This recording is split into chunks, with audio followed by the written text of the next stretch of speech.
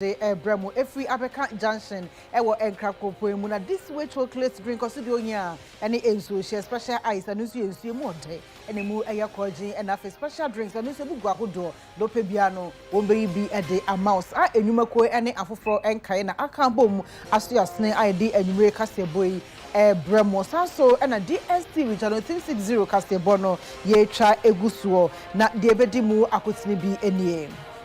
Oswa for chance say any emuni pastor akasa e de atodwa say wo mo eye dwumaden si de be ya petrochemical and afresu minerals ayensa say any maritime resources na eka ho a e wo Ghana ahye so no wo metumi e de aboho e bai NPM 24 de ababetu dwa say ni mafu be aduasa 30 omo ton fuma gudi o my Ghana omo ne mankoyi enti ajo omo tumi ka tell from wisdom Sanso Enachiana Senior High School no ewo Upper East Mantemu emu asuafo makomako enwotwe a wamo wani abo ho asafo hina o makodi di na dankwa akufado atem ama sese atija na yapam wo mu no wo maba abonten e de achope mudu ama o my Ghana na afenso mampanyi afutu akwa ma Ghana for say ye hye ho so ni endi Ghana ne ma ye ne beboa yen ama ye tumpon Sanso na World Bank wonom eni Korea aban aka abom ama wo de sika mu odu pa ebe cheche Greater Kumasi Industrial City na afenso Special Economic Zone Project no wo de sika bi asane abohombra free month muchifo atu mo company fo akasa de ato abe ni so mu hiamoa enti aban emedumo wo for way any ensembia ebi account na editie na edihye ene aso no sokrogia ye de Bremo ewo UTV so ewo enkran Abeka Junction midin e de afia edutumwa mosa mene akuya ejiwa akode Africa se bono emu ensem enie Oswafo wo hwe ensase ene emu ni paso a wonu onunyafo Samuel Abu Jinapo akasa ede atu edwase wo mo eye dwumaden agina so na petrochemical and afenso minerals a yensase ene ye maritime resource na eka ho a wo ya hye so no wo matumi ede aboho ban wo betumi aboa ye pa amadachi bia no yatumi adidi ho ache Oswafo da so ye hwasase ye no obade ne petwe ho ahia so ano ene onunyafo Samuel Abu Jinapo opinion kwa kopie mu Ghana Boundary Commission mpenifo na so na omakotwetwe nkomo na ne kasa emre na wo tire mu a na ban de sisi egu apono so oman Ghana yentwa so ya hye so nyina no obebo ho ban se na beye na ne mapapa e wasase ni mu e wo oman Ghana no enkonkodi o mafoforo ensem. The Ghana Boundaries Commission's mandate, as I believe most of you are aware, is to ensure the reaffirmation, the demarcation and delimitation of Ghana's international land and maritime boundaries, and the execution and or realization of this mandate has far-reaching implications on the territorial integrity, stability, and peace of our country, as well as the West African region, and which is why the Boundary Commission's work is so important. Indeed, on some occasions, the President himself do chair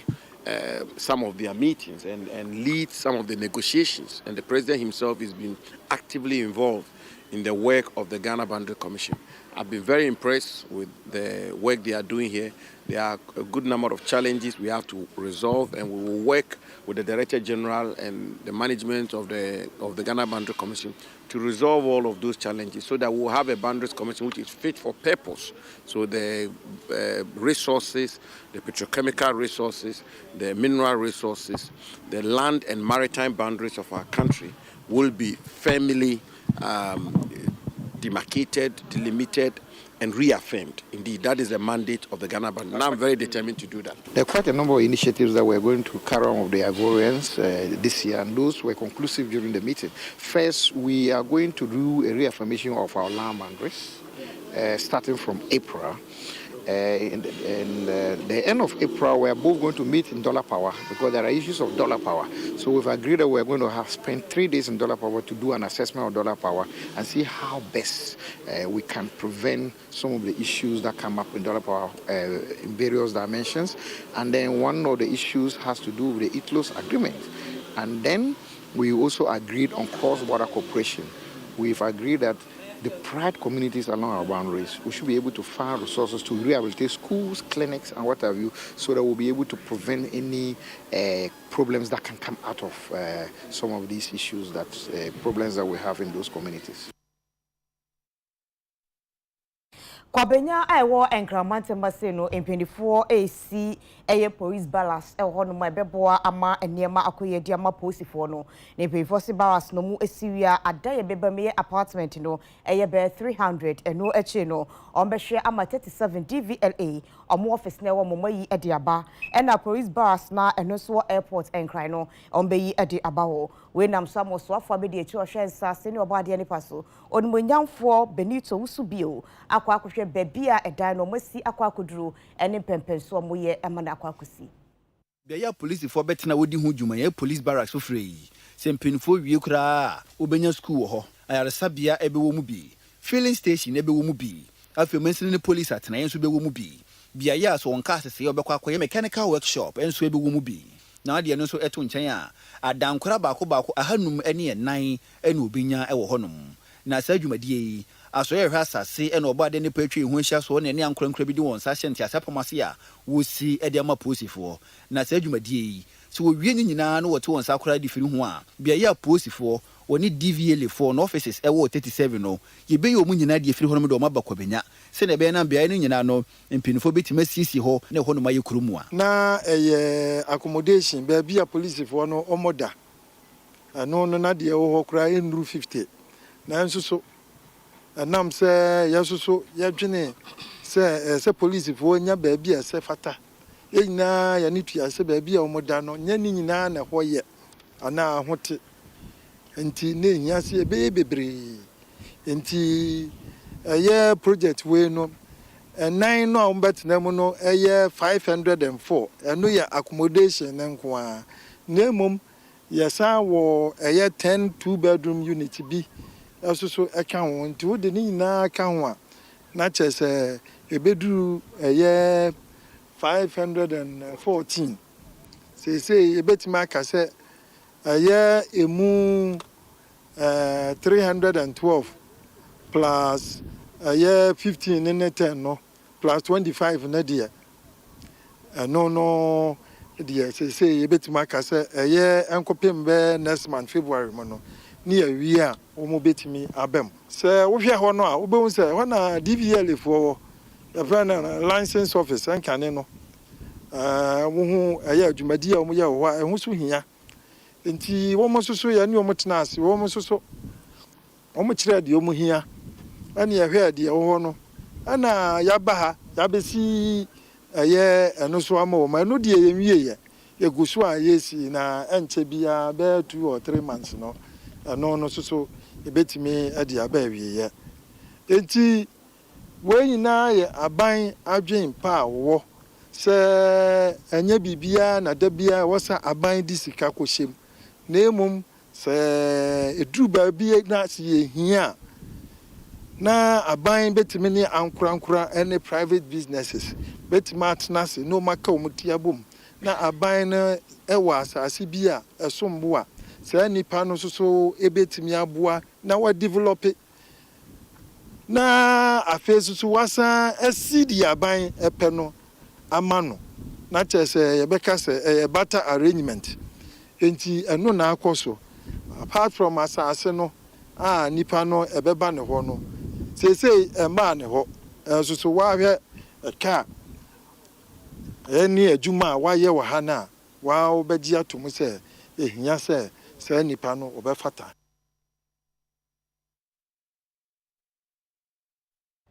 For Yetua Cassia Bono Eso, Chiana Senior High School, and no ewo Upper East Mantam Emu, na enche ye enimu esuan for Makumako and Wache, Wama weni ebo who asaf hinime Kowiasie, Nkodetrin wano, be a so, Nana Danko for the Ghana man penny in Wagro, Kika Biche, no super papa dinner, Tamanachi Yasam Ketua, and some any kwanse a free aquadano. E catch the penny in ano and Kodai, a BFP or Mano, a catch another danko for that, Nasabi airtime, na enyan, na enguasi papa. Nano, and as I said, the school in paying for the Ghana Education Service, one I can't bomb the just say, so Bayan Kodani in a dear Sabi, a yani among whom Aquadadi or Yasa, and Winsno, baby almost dear Koduni Nano, baby almost dear Kodubiano. omo fa nso ho anom fa kakra na omanya no enkobo bra enkodai woman no hu ye pa bra yeyi woman di free school ni mu no amenam so wonom aba bonten aba be pa na danko akufo ado chew womo headmaster ama Ghana fo nyina so ma pomo chew se suban a womo yi na die no sebioson na ensem fata se womo yi se suban na de areho kra ne se womo supa na danko akufo ado atam edi na tam na afi womo egu ne hu firi nyina no na womo atwe camera se womo so no mo record womo wieye adam sa de to social media sa man san nyina da womo ehwe bi ene video no ekọ akire pa se de pam no twa no nkwada ne yenkwada bọ ne nsu yi womo di every school no emu eno nti yenko ahoma no so na ye ne opanyin baako eye Owura Kofi Asare wo executive director Emma African Education Watch edwetwen komo emfa we ho papa se wotimenka UTV enwure ka sebosuni majoe yeah michiamo ne ahwefo gina obi ajo so official panso afen comment here yo yeda se waje yeso papa enkwada ya yi omadi afri chiana senior high school mu enam atenia mu kodi omampena na dankwa kufado nunti ene ato nsa afro enyam bia asotwe a de ama wo mu no ufi se ne kwanso ano no anase ano odin dodo eye normal ana ano odin dodo mama nkyere mu se awofo bi ade ombako school a omo de onko se nkyere omo homa ene asetena mu niama se de kram kram omo bra to be ade bako school a ohwe dem se sha fone wota school wodo na be de embe bora nkwalaro ehu homa no ma se kwan paso no bra enti teacher for the water schools no so mbeti we decide to make hello Rasare mpacho so atimenka ma woni su kakra ma me oni no wo fom teacher for na omo senior high schools no so mbeti we decide to make na hwete kwala be sua ade na omo sua ababamu nsem ni ade a omo hia sa omo de nsiseye ebera ni schools na sai to say was schools ye wo se de be ya cha ho no beduma yi na nkwala no beduma ye nkwala ba se ofuma nsiseye no ene obedi wan fomo so ansiseye ne be de ye betleti wa ko se obi school enu nti na ye wo mra wo schools enti se obi ba ekọ na akọfo mbra na te mra ne ni dia ade nti na e wo se ya ye ni school ho na abribia no ye twitchafo na so se omo no mo hwe nkwala ni ye wo school ade nti na ye pese twitchafo no omo aso twe omo de man nkwala no omo teso na so omo dia na nkwala no omo ko ya menti ase e san se ye ko na ye betwa ye chi akwa akọbọ twitchafo de tete omo hwe nkwala ni ye chi nkwala no ko school a mo ba ado mo ase ye ko ya ye before ya de betwa ye twa twitchafo kata enti de media me hwe processor disciplinary action we afa since November time we see afa school no disciplinary akọ school the board ama board make recommendation e dey about data general ama honest why dey wa fu say yen dismiss your mo me feel fair anka me kwan so ano me momu no na wo fo no na say nkola no e ye obi a say si na o take here no e ye too harsh ana say process no e ye fair ama outcome e ye fair to o mo a mo on kwan say o me ti akoye dey akope appeal against the decision and then mo say ye be interfere in school no it man o mo ye dey ye mfoaso e sign say in discipline na baga na hanu no if you say wo school and the BBA say ye nim kwan be fa so a ye be threat nkwala wo schools say itafo ene mra na ya ya da school so mo get so fire mana e ne fi ase ta pe na ye say nkwala e ye njai na itafo na ya ye ti say o meet me nkwala no o mo hwe nkwala no o fa mra na ye da school no fa hwe nkwala na bibia be koso okay papa enkoda na kasa no wo mo ababonten e de a chope mu odu abema ye mampanyi na dankwa akufo ado me ko wi asempo wo mo start to a chope bi e mo headmaster ne Ghana Education Service and afen so Ghana fo nyina empanyifo betumi de akwa dwindwim no motumi aso nkoda ye a chope mu ana se bia o mawofo nso wo betumi aye bibi de afa ho ama nkoda no ya sa adwomu ama mato o madisua so ana still 2 years ago 2020 in Kolam cultural association na omukoti o mampeni ya tebse omo akwa obukọ se omo de cultural number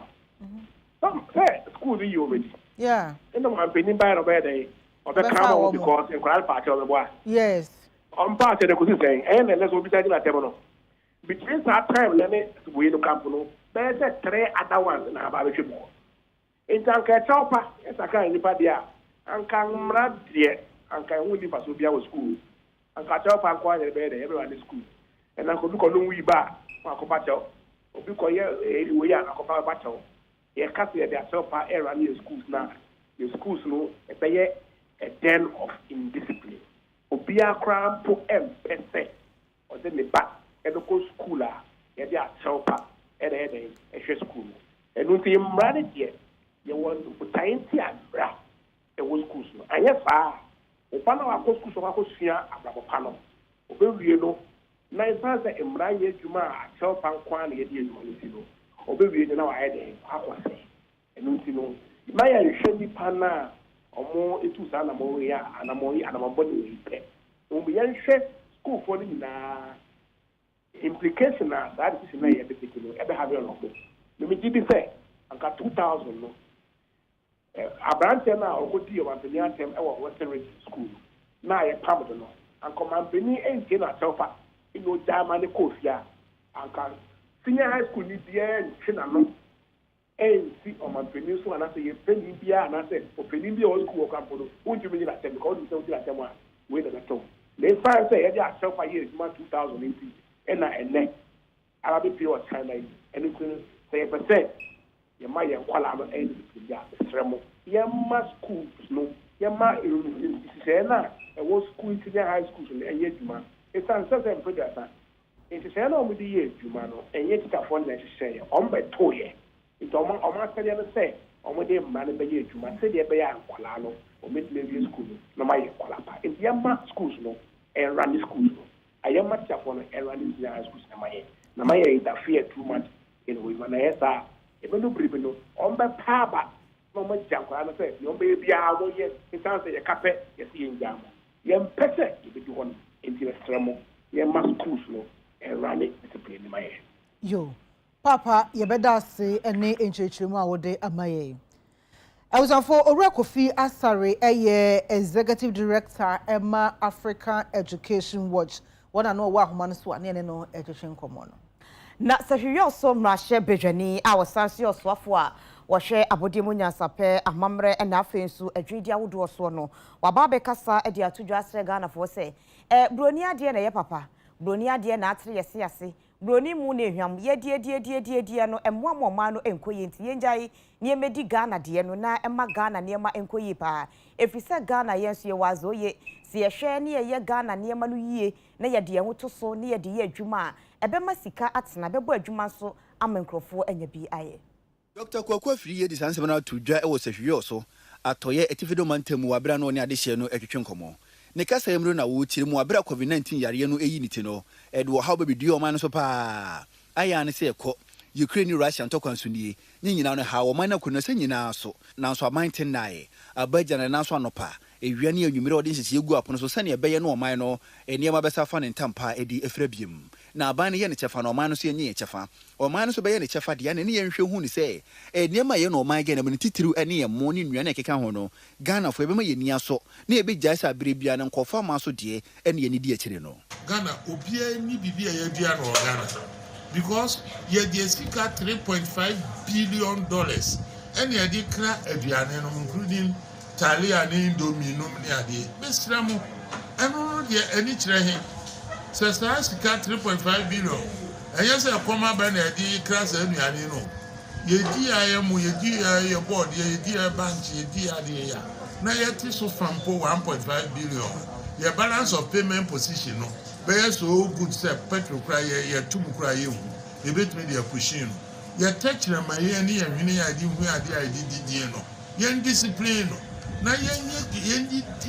ya di ane wudi amanoni di ane a wudi adwuma ekoma obi kwani a wo Ghana no wo ma na hia no yenni ya di ane eno de small economics a minimum.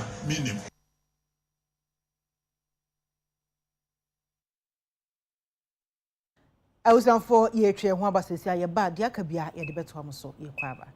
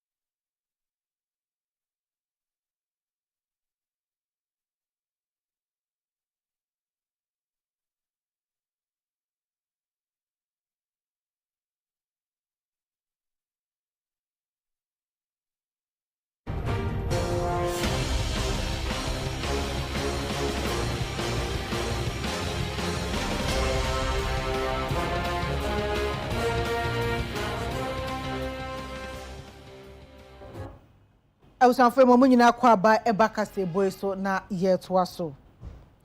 World Bank wonum any Korea aban ede atudwa se wonum aye krado makeka ne ma bebre asiani ama se wonum aye krado a wodi sika $30 million ebechichi Greater Kumasi Industrial City no na why ne shepe na odi ne ma bebre erewremu odi no to nchen a eye $150 million nso eno nso wodi be special economic zone project no ama no nso atumi awie peye na sansemi kane soafo na wo hwe adwade ani enwuma ensam so a woni owura Kwadwo Alanchamaten na dis ansemi etudwa Ghana aban and the Ministry of Trade and Industry baba ye adwumadie kese ewo Asante Mantem ha na adwumadie no na omo atonidin Greater Kumasi Industrial City and Special Economic Zone Project ha adwumadie omaje asasetam beye 5,000 hectares ewo mensini mieno dwaben municipal na afi adwoso municipal na ne nyina no se Kumasi ne Asante Mantem betimi ebie ama adwuma ahodo etimi aba na amanfo aye adwuma enam sa adwumadie nti eye former Minister for Trade and Industry onmonyamfo Alan Kwadwo Alanchamaten ene Minister of Trade adwumayefo na afi World Bank empanyimfo aba bepiemu ewo manhia Kumasi a omone Asante hinotumfo osetutu atwetwe sa adwumadie ho enkomo eno ene beto dwa se sa adwumadie sika mprempren aban ehwe se ye betumade ahye sa adwumadie no eye $180 million World Bank at the $30 million and eboa and afi Korea aban esode $150 million and a beboa onwonyamfo Alan Kwadwo Alanchamaten asisia no wode na dwumadie ato no ono ene di mpanyimfo nim a ombepiem wo manhia himfi a okyerkyere nsem nim sei formally I've tendered in my resignation as the Cabinet Minister for Trade and Industry, and I thought that it was appropriate that I formally bring this to your attention. By Your Majesty, the main reason why we are here is also to inform you about a landmark project which the Ministry of Trade and Industry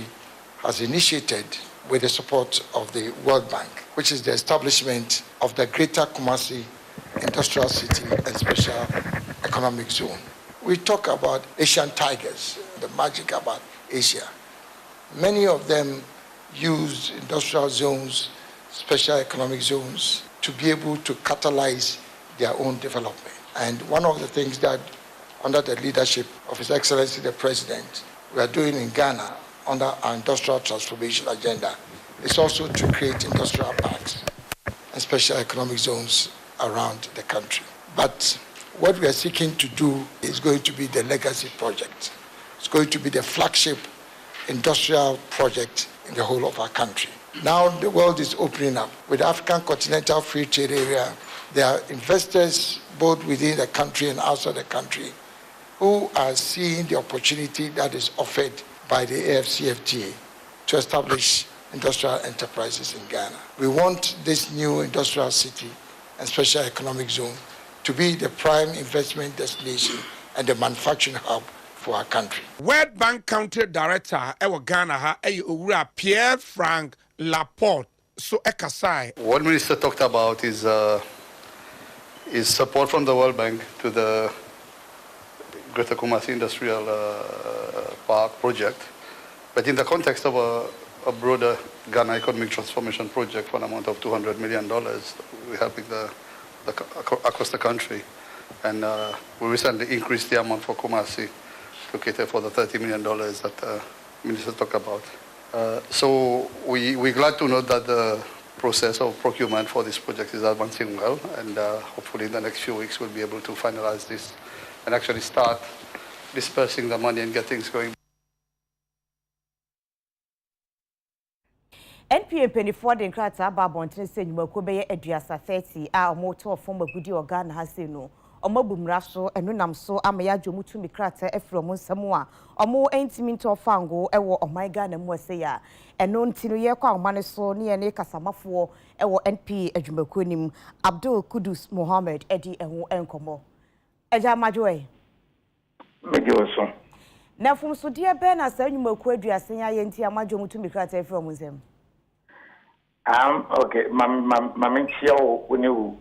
utiefo nyina na mesre aka se mechi enhede nye papa and this mechi amfa ncheme and particularly one of two issues. One, the non-payment of license, and then two, the inability to meet the infrastructure requirement of MPA. And the moment I say the license amawa, there is an expectation of you say ubeba your license fee and then take your license. If it's determined say one to me and to license fee, and there hasn't been any communication to the MPA justifying your inability to know, then you are not fit to keep holding to the license. And you better recover or withdraw or revoke the license from you. That's one. And two, there is an infrastructure requirement expected of a license holder. And the number of filling stations that you should have to qualify to still be an OMC holder. And the minimum requirement is 7 filling stations. And so number no Andrew Savannah for some unexplained reasons, and you haven't been able to convince the MPA. You are not able to meet the terms and conditions for which you should continue to hold on to the license. And the MPA etimi revoke the license. So these two critical things are largely the reason for which the license you are revoking, because you are not meeting the terms and conditions of MPA. And we are governed by rules and regulations. We are a country of laws. And Act 651 at the establishing the MPA of 2005. Actually, said there should be some minimum terms and conditions that OMCs at all times must meet. And at any time that you don't meet, we'll write to you, we'll give you the opportunity to justify. When you are not able to do that, may I revoke your license. And these are some of the reasons for which these OMCs that we've actually published out the HRSA, they are revoking license. Okasano was say bema obi to me krata amanetimi ato fanwa anya hwekra se otimi nya 4 stations beye enso eti ese otimi nya ansa na nensa aka ne license aye adwuma na mo ankwa ankohwe so mo wo ansa na mo de license ne ma wo mo. Okay, so there are conditions precedent. You need to have this number of filling stations owned by you. So say utimi eye or arrangement as in a partnership with somebody to have a lease agreement. Yetimi ama okwan, but it has a certain period within which you should establish your own. So one timi establish your own, it means that you are not qualified to hold the license. You better revoke it, because the license is given to you in anticipation that within a specified period, ube regularize and have the stations of your own. So one Timi Anya, MPA has the right and the law allows us to take back the license that we gave you. When a maji or more license from Winston, no margin of a ball, and I say a brebi do na more requirements or mutimi mitia, what the bemo mo back. And after so me bisa say found says 7 and Crofoka say any born waba form so oko baby a ton na a bimu dear that so through NPA dear na moya fa and no. Okay, so one on the issue of the license, the processes that leads to the revocation, a very laborious and long one. And yes, just the next day we detect that once something is wrong with you, then we'll come and revoke your license. And yes, sir, and so we give you Mr. ample time. Me pacha na wa ma twi no adoso kakra e broken there so fafra fra mayen. Mate. And say ye who said find the amount and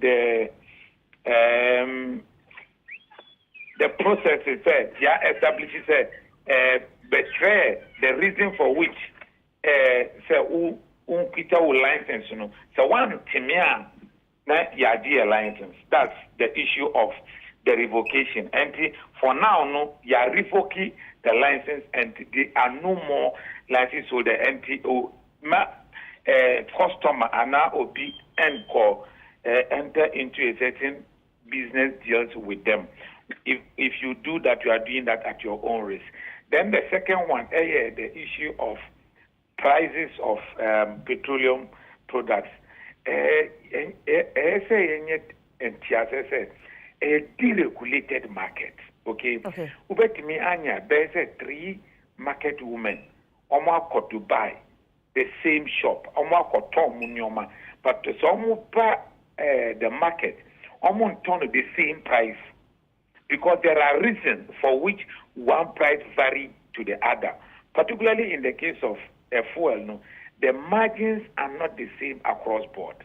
And it's a margin the same across board. No, you are not expecting to get a uniform price, and that's one. 2,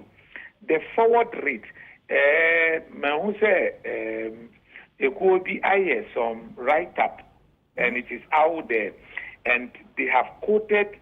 the rate of the dollar as in the spot rate, not the forward rate. Here you see for our pricing of the ex-refinery by the BDC, the forward rate and spot rate. And he said $10 and no you see, but the anticipated value of it after 3 months and no you see. And if you look at the facts that they put out there, one, the issue of the spot rate, and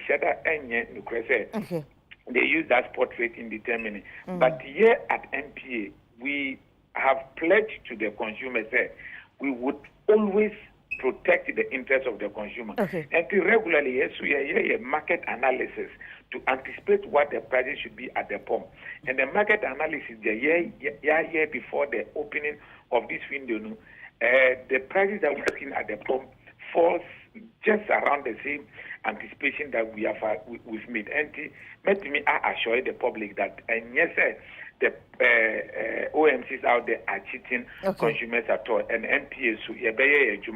I ensure at least the consumer is protected. Yo, yadase any ebrania da nyama UTV n'enyumre.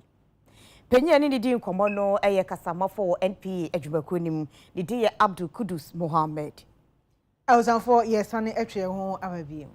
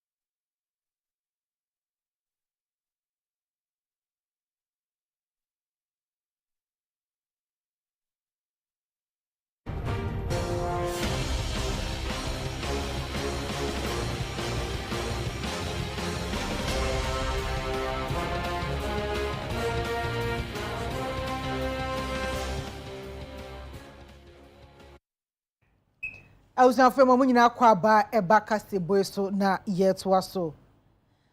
Woni a eye kube anwa eton kube anwa ewo enzima. Wonom ene adwadifo nkabom ko traders association na afi enzima cargo and buses union yenyina nim so mo hye GPRTU ekuo no ase. Womo aka bom aye oyekre demonstration asumdwe kwan so ewo agbogloshi enzima market wonom ewo nkrahaya adaya womo chese mrantie bi aye womo abeti akati aba begina womo so se ye tu womo afri edwane mu no mo se twa kan hene ha edwa yatena mu aye adwuma bese mfie aduasa nkron de ye ntuda na omo se de omo hyi kwan se mrantie se womo ye adwuma e de ma omampanyi abedi ye kire eye Dr. Mahamadu Bawumia enu nti ye pam womo afri edwane mu ade omo chese edwa no anampo ba bi omo si eto ade no ye de ba besi toilet na afi bathroom ai e de amaka yefo a womo free etifi mantem abegun kran no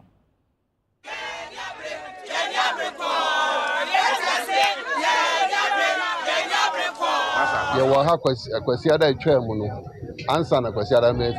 fiada ye hu ya ne se apolisifo ene ye wura bi ye frɛ no Dr. Nketia obaya na asem ne se ye momodin ase ye be free ha mprempren ya edi asem a o se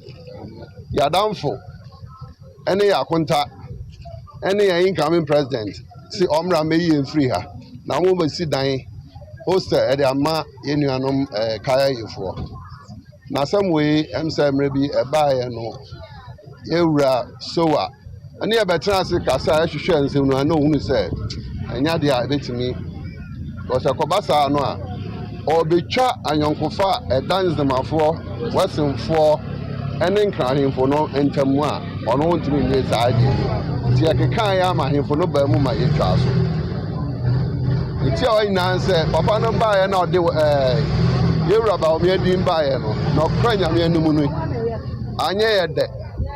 if you say yeni momo what station ha baby amu gina papa nso ya te se oba be di eso na nsan ya na fe obi di ni din baba ba chihye sa asem ya to hwe ya nhwe ni ye behwe ama obi akobom futuro gu ba bi ama ni ma papa bi anka baba na be sai je eye bi yare say since aye ba ha no bibia na omose mafo no at least the whole area ha there was stations more than 100. Out of 100, no, the only station that belongs to the account or the western region, or even the account exactly, and a area because I will be an answer to the account northern region, Casana, Obaha, Casabia with Utano, French, and we share because that's the only station a follow on the southern and the western. It is a free hand, that is a man the whole southern and then northern. The whole 99% equitable. The other one it's an issue. What by also by toilet ama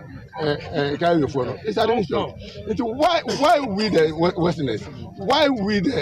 Nzemes? Why we the accounts? I don't understand it because how you know you're not nice. The kofa kube at the back. Kasa kesiye ya muhu nyina. Eye kube aduane ho niam nko na ye ton e wa ha sei. Anwa ye die nyina virgin ene na sefo ni nyina ha na ye wo. Ema ye kodwa no. Se wo pam ye mpa aye no krempo se papa gba wa mi anim ho bia. Obema ye baabi si ye nkotena. Esan se ye nim sasem we anya no kura ni nti no. Omo ba ene ya ye ntu ani police obi anu se police ni soja de ye sro om. Nanso no ye nim se bibia besi bia no omampani e wo ho the vice president eso wo ho se ye wo no na osoma ya omaye hu sanyi wo no a omaye hu anya sa ma wo tua no aduane gudi a yanso ye ntimi nkase ye mprinti ya ma ne time se omaye mre na onfa emuaye pa emra na so amaye emuaye de a ye beti ntesu kofa akire come on na de ewen gure sisi ewi zahani ara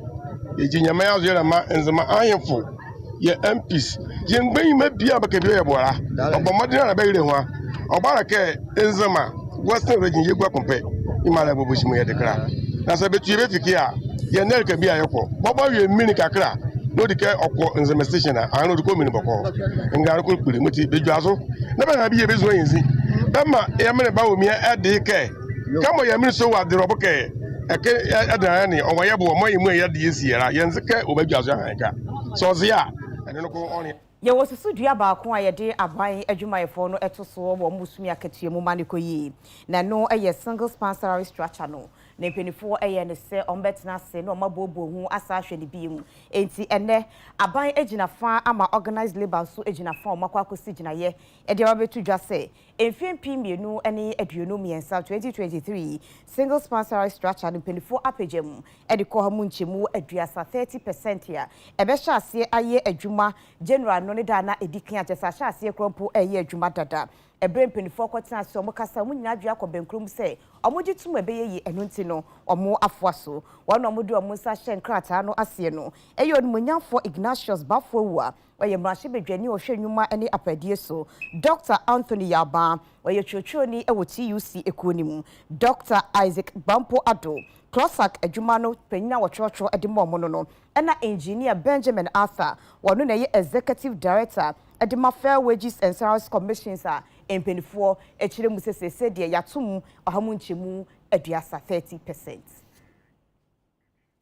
Aban krachi panyi awo Ayewaso North Assembly no emu miche ononyamfo Aminu Mohammed Zakari enyale ntiese woni chairman ema MPP onyoko no ewo Ayewaso North abato mpesua so Owura Robert Ano ena afenso empanyufo nkakra enra wo fansam twofo ene de obofo edi omachi ekohwe mpudu juma hudu a nana adedankwa ekufo ado ene na bedi eche Dr. Mahamadu Baumia wo matumi apro egu honum ewo mpesua no eso na bra wo mo ekọ na Ayewaso North municipal engineers a wo mo ye juma ema Urban Rose ena afenso MPP supporters so do no a wo mo mpesua no so no na wo mo nso edi echire bi assembly aye ne bebre nti ese yeko ana eko che omunyina no na omunya hu yeah assembly aye na omuka that's first information no me akwan den enton aban no enton party no nti yeko ye nti start we no town ma muhu pavement blocks yeah about let's say 500 meters and then payment if you want to yeko windy better and am who drains yeah eba schools mu schools yeah and the fence hospitals and the actual that say yeah and a very important drain we here drain we money drain bia hwe so home say eba say ndo bia hwe nsu omunya gota eja chairman ni mekasai seriously chairman Kelly ase me momo dia na me gota na amanfo abeno ha bekasa ho asem say omunya gota hon ti oni bekasai na me friend presiding member I want to know Jama Constituency Secretary and I can you must know. I say Momodi and a factor and a the phase 1 and one side. The phase 2 no. It's where by bench be phase 2 no. The events were now you are born and defending what do you call it pavement blocks. Now come. The be able for be first. And so to I intimi. Anado you yini my honorable MZ. Any a constituency secretary in the kind of boom. Ye to adwin ye hu say baby bebre ho a municipal any aban ye betimi de ho abom aye ni ye nti ohwa ya drains here drains are very important unim zongo ha ye wo dada we wo ha ye nya kwan bukra na ye bibi nanso municipal na tenas any nim de it means I was emfa got ambra ha yenye ha na bibia ntimi enko na kwan first untimi mfa kan fa baby bebre ho amom bia nanso nana do aban any MCA yamai afei etimi yi containers sisi bebi aye drains etimi aye road e kase e ka afa mamo bia first no obi be kase won jini nanso ende ba mamo bi ha eyi ni o ma bebi a eda na akwan mu te be kase je nana do no se eda na se ni nan musi ya we yamai eni se de otimi bo Ayewaso no na MPP na aban no aban na e ba ya otimi mu se bibia da na akwan mu eko global pandemic ni bibia no obia wonsu ene ne ban nanso Ayewaso no tanom de da nazo ade first ni so to a ye dem ni na ne nsu ko dem nse ne nyame na adom nti mo ba nsu ba e fa water no so nta ye de ye ti o ewia we na o musu ba o mo be hwe Ekobia sorry Tama West HM Somra Shibidwani wanya hwe sebi oba ode ne sa hye dembre fam amempuntuo no abo mo te sadia enwi abo ketrema no enti omo kasa HM Somra me yemputudwuma we enam so ama UTV ya ne Tama West ma Shibidwani onimonyamfo ahenkro edi nkomo eno de atodwa se ensama ekuo no ka no nya no kreda na wo hwe mputudwuma ne bosha wo hye ya wadi so no a enya asem ketwo se MPP abai obo ne ho modern se Ghana for yekom ebe hare Kaya yenura ena UTV kase bo mfonyini bi ade kire mu a na ade hye bi osusu se wo ye adwuma e Tama West Texpo Market na wo mara se bedwani wo munyamfo Carlos Ahenkra obo ni trisu se opanyini no o modwane pa na bosha odi hye o munyina no enya de abako mpusei opanyini no adi so na mpinfo aka to honom se din se ye eya enu nti wo munyamfo Carlos Ahenkra otonsa frɛ UTV se dabi otrofo ene se na dance ni wa bruchiri na amama nka masem so eya eni nti obegi bre no wa kyerɛ nsemu e de akyerɛ yen se na be na amanfo na koma ebeto wo yem na nkyerɛ mu no na wo kyerɛ mu a sani pakuo na wo kasa na wo so ofi Texpo Market no enye no kre wo hwe wo din na hwe wo maso se na wo si kasa ye wo niam na mu fira sha maton ena aba na bato mpeso so opeso ogu ne din ho fi na de no so eto nkyɛn a akwan ahodo de Tama West nyina na bato mpeso so emu wo ha mu kyikyemu adio so 70% de wa nyina eni ti so obi kogina ba bi no kasa no Carlos Ahenkra wodi na manfo hwamu a na kyesese nipa no ensem o ka ne nyano kre enya no kre de biada se Tama West ha obi pese odidi matema na obi odidi MPP atem Tama West or the car kwan bi atem. More than 70% of our major roads in Tama West have been constructed, asphalted. Na me pese mo journalists one kasa monfa mo cameras in corona mongoye from Committee 5 through Committee 2 Committee 3 Sakbono village Sakbono estate ha Committee 16 Lashibi 17 18 19 20. The only problem make us say e Tama West area Ajekuju no enchi be very soon and contract of a road no so it is a wo kotie obi no ka just na honorable ya kwan ye say ya kwan ye say mo be say better from nche me bia mo fa ya mo poto. Every road here in this community, especially Sakbono estate where our offices is constructed in Puntu Juma e dia ba MPP aye wo Tama West e bin sida not in its fourth republic. Ebia actually about 1 or 2 weeks time. Me from Nyakwa could be a second AstroTurf as well Tama West. Hey as Sakbono hey and Magwaku say we are doing something. Na nkwakra mu no ye ni adwadifo bi odi wondwa e wo Texpo dwadi bia ho. A no owura kebi ne mpanifo bi nso ka ho. Omo nyina na ye kasai. If you have internal election and people believe say like Honorable Carlos or you can say heavyweight. So they don't have any candidate who is come to contest Honorable Carlos. So the only thing they should resort to is to tarnish the man image to make him unpopular. Then we are telling those behind what they did at Texpo, they have failed. Minim neha ebimo ewiase de saa wo se yonko a otan eno ano no mi wo hon mo na mi hu se boys no di moto hu bebre ye bisa ya omuso mu fiase ama na adwomo de boys so ye step ye mfa moto rent wo ho enti boys no mbeye saa de no omu fi dwom ho enye dwom ho no omu fi na ma no omu kasa ne de and duli omu ye NDC fo eye me nwanwa pa no mi hu ye na ye me nwanwa se emma no bekeka sansem no enya de a eye nokore enti nura mi hu ye no me de eye me nwanwa pa enti ama me frɛ market wo kora me frɛ ofa ye panyi ba ko wo ho ye frɛ no ofa me frɛ no bisa ne sa ofa ne ekoso no wahu na me frɛ ne sa me nsa nka no later na me ne kasa na oso no kora ye no nwanwa wo hu ye enti de ma no be ye ne de e na mema na omo kan no kora no ye nim omo wo market honom ye nim omo na ma no de ye no omo na ton ade ho honom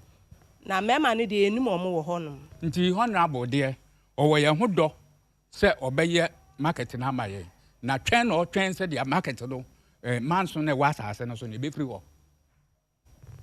na wa be ya amaye so bas ye free asase no sisi ya ye ni asem bia kanti maye a wo mo be kasai wo mo na nyame ase se